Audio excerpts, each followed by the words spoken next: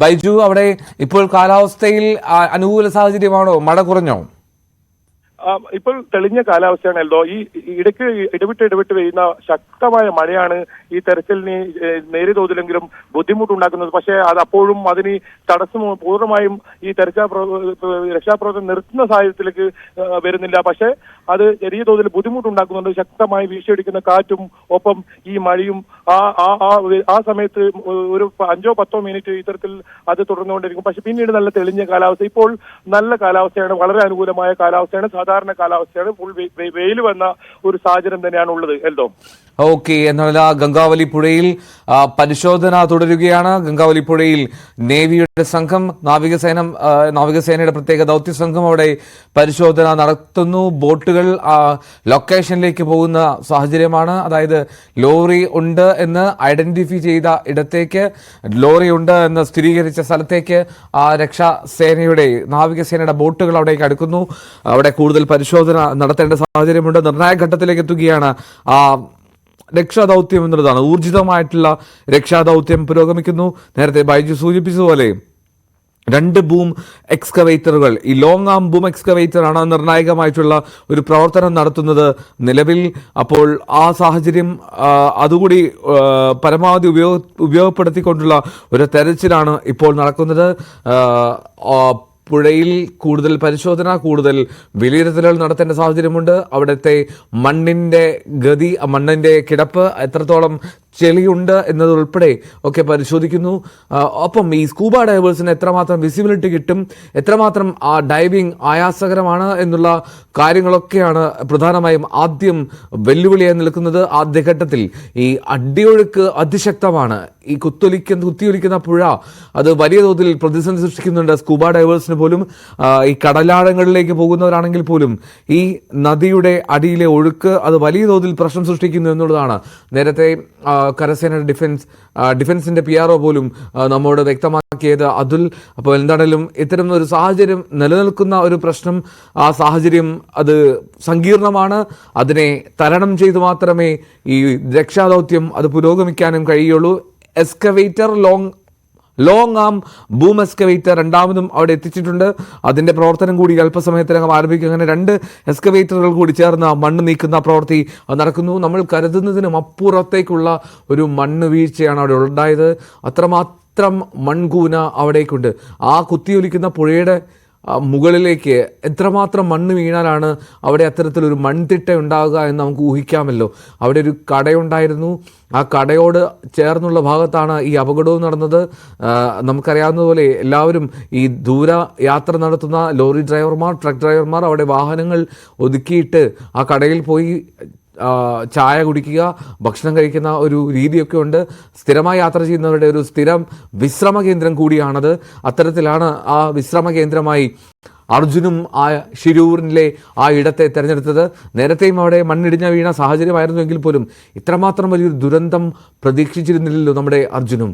അപ്പോൾ അതാണ് ആ ലോറി എതിർവശത്താണ് കിടന്നിരുന്നത്. ഇപ്പോൾ ഈ പുഴ കാണുന്ന ഭാഗത്തിൻ്റെ നേരെ മറുവശത്ത് ആ അങ്ങേ മലയോട് ചേർന്നുള്ള റോഡിൻ്റെ ഭാഗത്ത് പാർക്ക് ചെയ്തിരുന്ന ലോറിയാണ് ഈ കനത്ത മണ്ണിടിച്ചിലിൽ പുഴയിലേക്ക് വന്ന് പതിച്ചത്. തല കീഴായിട്ടാണ് ലോറി പതിഞ്ഞു കിടക്കുന്നത് എന്നുള്ളതാണ് മനസ്സിലാക്കാൻ കഴിയുന്നത്. എത്രമാത്രം ദുഷ്കരമാണ് ആ ദൗത്യം എന്നുള്ളത് നമുക്ക് ഏറെക്കുറെ ഊഹിക്കാം.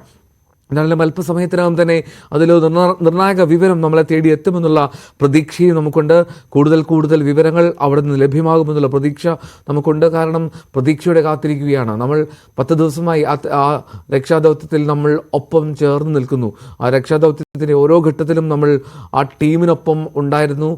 ആ ടീമിൻ്റെ സാന്നിധ്യം, ആ ടീമിൻ്റെ പ്രയത്നത്തെയൊക്കെ നമ്മൾ വലിയ തോതിൽ അംഗീകരിക്കുകയും ബഹുമാനിക്കുകയും അഭിനന്ദിക്കുകയും ചെയ്യുകയാണ്. ആ പ്രതികൂല സാഹചര്യത്തിൽ പോലും അവിടെ പ്രയത്നിക്കുന്ന ആ രക്ഷാ ദൗത്യ സംഘാംഗങ്ങൾ ഓരോരുത്തർക്കും വലിയ തോതിൽ അഭിനന്ദനം അർഹിക്കുന്നു. ഒപ്പം തന്നെ അർജുൻ്റെ കുടുംബം വലിയ തോതിലുള്ള കാത്തിരിപ്പാണ്. എത്ര നാളുകളായി അർജുനായുള്ള, മകനായുള്ള, ഭർത്താവിനായുള്ള, സഹോദരനായുള്ള കാത്തിരിപ്പ്. ആ കാത്തിരിപ്പ് ഇപ്പോഴും ഇങ്ങനെ നീണ്ടുപോകുന്നു എന്നുള്ളതാണ്. പക്ഷേ നമുക്ക് അർജുൻ സഞ്ചരിച്ച ലോറിയിലേക്ക് എത്താൻ കഴിഞ്ഞു. ലോറിയുടെ ക്യാബിനുള്ളിൽ അർജുനുണ്ട് എന്നുള്ള പ്രതീക്ഷ നമ്മൾ പുലർത്തുകയും ചെയ്യുന്നു. നമുക്ക് കാത്തിരിക്കാം. അർജുനെ ഇന്ന് തന്നെ നമുക്ക് വീണ്ടെടുക്കാൻ കഴിയും എന്ന് നമുക്ക് പ്രതീക്ഷയോടെ കാത്തിരിക്കുകയും ചെയ്യാം. KV ബൈജു തുടരുന്നുണ്ട്. ഷിരൂരിൽ നിന്ന് ബൈജുവിലേക്ക് മടങ്ങിയെത്താം. അവിടെ ഈ മൊബൈൽ കണക്ഷൻ ഉൾപ്പെടെ വലിയ പ്രശ്നങ്ങൾ നേരിടുന്നുണ്ട്. ആ ഒരു സാഹചര്യം കൂടി മനസ്സിലാക്കി വേണമല്ലോ നമുക്ക് ബൈജുവുമായി ബന്ധപ്പെടാൻ. എന്താണെങ്കിലും വലിയ അടിയൊഴുക്കാണ് അവിടെ വെല്ലുവിളി. ഈ സ്കൂബ സംഘം ഇപ്പോൾ പുഴയിലുണ്ട്. ഡ്രോൺ പരിശോധനയും ഉടൻ തന്നെ ആരംഭിക്കും. ലോറി ഉണ്ട് എന്ന് കണ്ടെത്തിയ ആ ലൊക്കേഷനടുത്ത് തൊട്ടടുത്താണ് ഈ സ്കൂബ സംഘം ഉള്ളത്. വലിയ ഒഴുക്കാണ് അവിടെയുള്ളത്. ഈ ഡിങ്കി ബോട്ടുകളിൽ എത്തി അവിടെ പരിശോധന അത് തുടരുകയാണ്. ഊർജിതമായിട്ടുള്ള രക്ഷാപ്രവർത്തനം അവിടെ നടക്കുന്നു. മഴ ഇപ്പോൾ മാറി നിൽക്കുന്ന സാഹചര്യമായതുകൊണ്ട് തന്നെ എത്രയും പെട്ടെന്ന് തന്നെ കാലാവസ്ഥ വീണ്ടും പ്രതികൂലമാകുന്നതിന് മുമ്പ് തന്നെ കൂടുതൽ പരിശോധനയിലേക്ക് കടക്കാമെന്നുള്ള പ്രതീക്ഷയിലാണ് നാവികസേന. അത്യാധുനിക സംവിധാനങ്ങൾ ഉപയോഗിച്ചുകൊണ്ട് തന്നെ ആ തെരച്ചിൽ പുരോഗമിക്കുകയും ചെയ്യുന്നു. നേരത്തെ ഞാൻ സൂചിപ്പിച്ചുവല്ലോ, ഒരു ബൂം എക്സ്കവേറ്റർ കൂടി അവിടെ എത്തിക്കുന്ന സാഹചര്യമുണ്ടായി. അപ്പോൾ ആ ബൂം എക്സ്കവേറ്റർ കൂടി എത്തുന്നതോടുകൂടി കൂടുതൽ എളുപ്പത്തിലേക്ക് കാര്യങ്ങൾ നീങ്ങുമെന്ന് നമുക്ക് പ്രതീക്ഷ വയ്ക്കാം. കാരണം ഇതുവരെ ഒരു എക്സ്കവേറ്ററാണ് അവിടെ ദൗത്യത്തിൽ ഏർപ്പെട്ടിരുന്നത്. ആ എക്സ്കവേറ്റർ കൊണ്ട് മാത്രം നടക്കുന്ന സാഹചര്യമല്ല, എന്നാലും മറ്റൊരു മെഷീൻ കൂടി അവിടെ എത്തിച്ചു എന്നുള്ളതാണ് പ്രധാനപ്പെട്ട കാര്യം. 15 അംഗ സംഘമാണ് നിലവിൽ പുഴയിൽ ഈ പരിശോധന നടത്തുന്നത്. നാവികസേനയുടെ ഭാഗമായി ആ 15 അംഗ സംഘം 4 ബോട്ടുകളിലായി അവിടെ ലൊക്കേഷന് സമീപത്ത് തമ്പടിക്കുന്നു.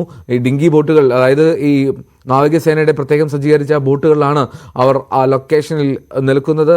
ശക്തമായിട്ടുള്ള അടിയൊഴുക്കാണ്, വലിയ അടിയൊഴുക്കാണ് എന്നുള്ളതാണ് ഈ ഡൈവേഴ്സിനെ സംബന്ധിച്ചുള്ള പ്രധാനപ്പെട്ട വെല്ലുവിളി. നേരത്തെ കേണൽ മോഹൻ പിള്ളയൊക്കെ സൂചിപ്പിച്ചതുപോലെ ഇപ്പോൾ ബ്രഹ്മപുത്ര നദിയിലെ കുത്തൊഴുക്കൊക്കെ നമുക്കറിയാം. ആ അടിയൊഴുക്കിനെ മറികടന്ന് അവിടെ രക്ഷാദൗത്യങ്ങളിൽ ഏർപ്പെടുന്നവരാണ് നമ്മുടെ നാവികസേനയിലെ ധീരരായിട്ടുള്ള സ്കൂബ ഡൈവർമാർ. അപ്പോൾ അതുകൊണ്ട് തന്നെ അവർക്ക് ആ പ്രശ്നം മറികടക്കാൻ കഴിയുമെന്ന് കരുതാം. ഒപ്പം തന്നെ ഒരു വിസിബിലിറ്റി ഒരു വലിയ പ്രശ്നമാണ്. വെള്ളത്തിൻ്റെ വിസിബിലിറ്റി, അതിൽ കാഴ്ചാപരിധി അത് തുലോം തുച്ഛമായിരിക്കും. ഒട്ടും കാഴ്ചാപരിധി ഇല്ല എന്നുള്ള സാഹചര്യം കൂടിയുണ്ട്. മാത്രമല്ല ഇത്രമാത്രം കുത്തൊഴുക്കുള്ള പുഴയിൽ ഈ ഡൈവേഴ്സ് ഉപയോഗിക്കുന്ന ഗ്ലാസ് പോലും ബ്രേക്ക് ചെയ്യുന്ന സാഹചര്യമുണ്ട് എന്നുള്ളതാണ് മറ്റൊരു പ്രധാനപ്പെട്ട കാര്യം. അങ്ങനെ എല്ലാവിധ പരിശോധനയും നടത്തി മാത്രമേ അവരുടെ ജീവൻ കൂടി സുരക്ഷിതമാക്കി കൊണ്ട് മാത്രമേ നമുക്ക് ഈ രക്ഷാദൗത്യത്തിൽ ഏർപ്പെടാൻ കഴിയുള്ളൂ എന്നുള്ള വെല്ലുവിളിയാണ് നമ്മളിപ്പോൾ നേരിടുന്നത്. എന്നാലും ഒരു ധീരനായിട്ടുള്ള ആ യോദ്ധാക്കൾക്കും നമുക്ക് വലിയ അഭിനന്ദനം നൽകാം. രക്ഷാദൗത്യം ഊർജിതമായി പുരോഗമിക്കുന്നു. ലോറിയുടെ ക്യാബിന് സമീപം എത്തുക എന്നുള്ളതായിരിക്കും ആദ്യത്തെ ലക്ഷ്യം. ക്യാബിനിലേക്ക് എത്തുക, ക്യാബിനുള്ളിൽ അർജുനുണ്ടോ എന്നുള്ള പരിശോധന നടത്തുക. ക്യാബിനിൽ അർജുനെ കണ്ടെത്താൻ കഴിയുമെന്നുള്ള പ്രതീക്ഷയിൽ സ്കൂബ സംഘം അങ്ങോട്ട് നീങ്ങുകയാണെന്നാണ് മനസ്സിലാക്കാൻ കഴിയുന്നത്. നിർണായക മണിക്കൂറുകളിലേക്ക്, നിർണായക ഘട്ടത്തിലേക്ക് എത്തുകയാണ് ഈ ഷിരൂരിലെ രക്ഷാദൗത്യം. ഷിരൂരിൽ നിന്ന് KV ബൈജു അവിടെ നിന്ന് ചേരും നമ്മോടൊപ്പം. ഏതാണ്ട് 60 അംഗ സംഘം സ്ഥലത്തേക്ക് എത്തിയിട്ടുണ്ട് എന്നുള്ള വിവരം കൂടി ലഭ്യമാകുന്നു. നാവികസേനയുടെ കൂടുതൽ പേരെ അവിടേക്ക് എത്തിക്കുന്നുണ്ട്. കരസേനയും ഊർജിതമായി തന്നെ ഈ രക്ഷാദൗത്യത്തിന്റെ ഭാഗമാണ്. ബൈജു തുടരുന്നുണ്ട്. ബൈജുവിന് കേൾക്കാമോ? അവിടെ നെറ്റ്വർക്കിൻ്റെ ഇഷ്യൂ വലിയ തോതിലുണ്ട്. സ്കൂബ സംഘം എന്നാലും പുഴയിലാണ്. ഡ്രോൺ പരിശോധന ഉടൻ ആരംഭിക്കും. കാർവാറിൽ നേരത്തെ ആ ഡ്രോൺ പരിശോധനയ്ക്കുള്ള അത്യാധുനിക ഡ്രോണിനുള്ള ബാറ്ററി സംവിധാനങ്ങൾ ഡൽഹിയിൽ നിന്ന് രാജധാനി എക്സ്പ്രസിൽ എത്തിച്ചിരുന്നു. അവിടെ നിന്ന് പോലീസിൻ്റെ പ്രത്യേക വാഹനത്തിലാണ് ആ ബാറ്ററികൾ ഈ ഷിരൂരിലേക്ക് എത്തിക്കുന്നത്. ഇപ്പോൾ എത്തുന്ന സമയമായിട്ടുണ്ട്. ഏതാണ്ട് അല്പസമയത്തിനകം തന്നെ ബാറ്ററി വഹിച്ചുകൊണ്ടുള്ള പോലീസ് വാഹനം അവിടേക്ക് എത്തുമെന്നുള്ള പ്രതീക്ഷയാണുള്ളത്. മഴ മാറി നിൽക്കുന്നു എന്നുള്ള ആശ്വാസകരമായിട്ടുള്ള സാഹചര്യമാണ് നിലവിൽ രക്ഷാദൗത്യത്തിന് ഊർജ്ജം നൽകുക. എന്നാലും രക്ഷാദൗത്യത്തിൽ ഇപ്പോഴും ആ ഒരു ബൂം എക്സ്കവേറ്റർ മാത്രമാണുള്ളത്. രണ്ടാമത്തെ എക്സ്കവേറ്റർ ഉടൻ തന്നെ പ്രവർത്തനം ആരംഭിക്കുമെന്ന് നമുക്ക് പ്രതീക്ഷിക്കാം. കൂറ്റൻ മണ്ണുമാന്തി യന്ത്രമാണത്. അതായത് ഈ വലിയ കൈകളുള്ള, നീളൻ കൈകളുള്ള മണ്ണുമാന്തി യന്ത്രമാണ് ഈ ബൂം എക്സ്കവേറ്ററുകൾ. ഈ ബൂം എക്സ്കവേറ്ററുകളുടെ സാന്നിധ്യം അത് വലിയ തോതിൽ പ്രചോദനമാകുന്നുണ്ട്, വലിയ തോതിൽ ഗുണം ചെയ്യുന്നുണ്ട് ഈ രക്ഷാദൗത്യത്തിൽ. അപ്പോൾ ആ ഒരു സാഹചര്യത്തിലേക്ക് ബൂം എക്സ്കവേറ്റർ കാര്യങ്ങൾ എളുപ്പമാക്കുന്നുണ്ട് എന്നുള്ളതാണ്. എന്തായാലും ബൂം എക്സ്കവേറ്ററുകൾ കേന്ദ്രീകരിച്ചുള്ള ഒരു മണ്ണ് മാറ്റൽ പ്രക്രിയയാണ് നിലവിൽ കരയിൽ നിന്ന് നടക്കുന്നത്. അതേസമയത്ത് തന്നെ പുഴ കേന്ദ്രീകരിച്ച് പുഴയിൽ നിന്ന് അവിടെ സ്കൂബ ഡൈവേഴ്സിൻ്റെ സംഘം അത് 4 ബോട്ടുകളിലായി, 4 ഡിങ്കി ബോട്ടുകളിലായി എത്തി അവിടെ പരിശോധന നടത്തിക്കൊണ്ടിരിക്കുന്നു. അർജുനെ വീണ്ടെടുക്കാൻ കഴിയുമെന്നുള്ള പ്രതീക്ഷ നിലനിൽക്കുന്നു എന്നുള്ളതാണ് ഏറ്റവും പ്രധാനപ്പെട്ട കാര്യം. ഉന്നത ഉദ്യോഗസ്ഥരുടെ അനുമതി ലഭിക്കുന്ന മുറയ്ക്ക് തന്നെ ഡൈവിങ്ങിനായി അവർ ഇറങ്ങും അവർ, അല്ലെങ്കിൽ പുഴയുടെ ആഴങ്ങളിലേക്ക് എത്തുമെന്നാണ് മനസ്സിലാക്കുന്നത്. വെള്ളത്തിൻ്റെ ഒഴുക്ക് കുറയാനുള്ള സാധ്യതയില്ല എന്ന് തോന്നുകയാണെങ്കിൽ ഒരുപക്ഷെ അവിടെ തടയണ കെട്ടി പോലും ആ പ്രദേശത്ത് ഒരു കുത്തൊഴുക്ക് അത് നിയന്ത്രിച്ച് ഡൈവേഴ്സിന് ആയാസകരമായിട്ട് പ്രവർത്തിക്കാൻ ഇടവരുത്താതെ എളുപ്പത്തിൽ കാര്യങ്ങളാക്കാൻ പാകത്തിന് ഒരു തടയണ കിട്ടുന്ന രീതിയിൽ, അല്ലെങ്കിൽ ആ ഭാഗത്തേക്കുള്ള ഒഴുക്കിൻ്റെ ദിശ മാറ്റി വീഴുന്ന തരത്തിലൊരു പ്രയത്നം കൂടി ഒരുപക്ഷെ ചിലപ്പോൾ സാധ്യമായേക്കും, അല്ലെങ്കിൽ അതിനുള്ള ശ്രമം നടത്തിയേക്കും. പക്ഷെ അപ്പോഴും സമയം നീണ്ടു പോകുമെന്നുള്ളതാണ് പ്രധാനപ്പെട്ട കാര്യം. സോണാർ പരിശോധനയിൽ ഇത് ഇപ്പോഴും തുടരുന്നുണ്ട്. സോണാർ പരിശോധനയിൽ ഇന്നും സിഗ്നലുകൾ ലഭിച്ചതായിട്ടുള്ള വിവരങ്ങൾ വരുന്നു. കൂടുതൽ വ്യക്തതയാർന്ന വിവരങ്ങൾ സോണാർ പരിശോധനയിൽ നിന്ന് ലഭ്യമാകുന്നു. ഏതാണ്ട് തീരത്ത് നിന്ന് 20 മീറ്റർ അകലെയാണ് ഈ അർജുൻ്റെ ലോറി അത് കിടക്കുന്നത്. ഏതാണ്ട് 15 മീറ്റർ ആഴവും ആ ലോറി കിടക്കുന്ന ഇടത്തേക്കുണ്ട് എന്നുള്ളതാണ് മനസ്സിലാക്കാൻ കഴിയുന്നത്. മറ്റൊരു പ്രധാനപ്പെട്ട കാര്യം, ലോറി തല കീഴായി മറിഞ്ഞു കിടക്കുകയാണ്. അതായത് കുറ്റൻ തടികളുമായി എത്തിയ ലോറിയാണ്. ആ ലോറി കീഴ്മേൽ മറിഞ്ഞു കിടക്കുന്നു. അപ്പോൾ അതിൻ്റെ ഒരു ഭാരം എന്താണ് സാഹചര്യം എന്നുള്ളത് അറിയില്ല. ചെളിയിൽ പുതഞ്ഞു കിടക്കുകയാണോ എന്നുള്ളത് അറിയില്ല. അപ്പോൾ അതൊക്കെ വലിയ തോതിൽ പ്രശ്നങ്ങൾ സൃഷ്ടിക്കുന്നുണ്ട്. നമുക്ക് കാത്തിരിക്കാം. ഏറ്റവും പെട്ടെന്ന് തന്നെ ഈ സ്കൂബ ഡൈവേഴ്സിന് ആ ക്യാബിനിലേക്ക് എത്താൻ കഴിയുമെന്ന്, ലോറിയുടെ ക്യാബിനിലേക്ക് എത്തി അർജുനെ വീണ്ടെടുക്കാൻ കഴിയുമെന്ന് നമുക്ക് പ്രതീക്ഷ വയ്ക്കുകയും ചെയ്യാം. 11:37 സമയം. ഈ സമയവും അവിടെ രക്ഷാദൗത്യം തുടരുകയാണ്. ഉച്ചയോടുകൂടി അതിൽ കൂടുതൽ വ്യക്തത വരും, അല്ലെങ്കിൽ കൂടുതൽ അർജുൻ്റെ അടുത്തേക്ക് നമ്മൾ എത്തുമെന്നുള്ള പ്രതീക്ഷ നമ്മൾ പുലർത്തുന്നുണ്ട്. അർജുനിലേക്ക് എത്താനുള്ള ശ്രമം അതിങ്ങനെ തുടരുകയാണ്. ഒരു തരത്തിലും അവിടെ ഒരു അലംഭാവമില്ല എന്നുള്ളതാണ് എല്ലാവരും ഒരേ സ്വരത്തിൽ പറയുന്നത്. എന്താണ് അത്തരം വിമർശനങ്ങളൊക്കെ നമുക്ക് മാറ്റിവെക്കാം. ഈ ഡ്രോണിന്റെ ബാറ്ററി അവിടെ എത്തിച്ചു എന്നുള്ള വിവരം കൂടി ഇപ്പോൾ പുറത്തു വരികയാണ്. അതായത് അത്യാധുനിക ഡ്രോൺ ഉപയോഗിച്ചുള്ള പരിശോധന അത് അല്പസമയത്തിനകം ആരംഭിക്കും. ഡൽഹിയിൽ നിന്നും എത്തിച്ചതാണ്, ട്രെയിൻ മാർഗം കാർവാറിൽ എത്തിച്ചു. അവിടെ നിന്ന് പോലീസിന്റെ വാഹനത്തിലാണ് ഈ ബാറ്ററി ഇപ്പോൾ ഷിരൂരിലേക്ക് എത്തിച്ചത്. എന്താണെങ്കിലും ബാറ്ററി കൂടി അവിടെ എത്തുന്നതോടുകൂടി കൂടുതൽ പരിശോധന സാധ്യമാകുമെന്നുള്ള പ്രതീക്ഷയാണുള്ളത്.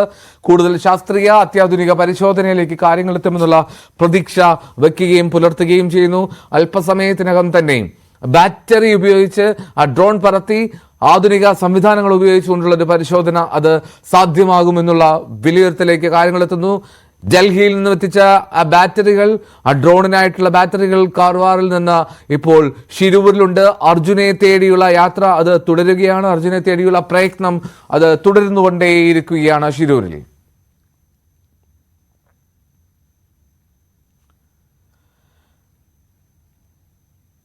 സ്കൂബ ടീം പുഴയിൽ ഇപ്പോഴും പരിശോധന നടത്തിക്കൊണ്ടിരിക്കുന്നു.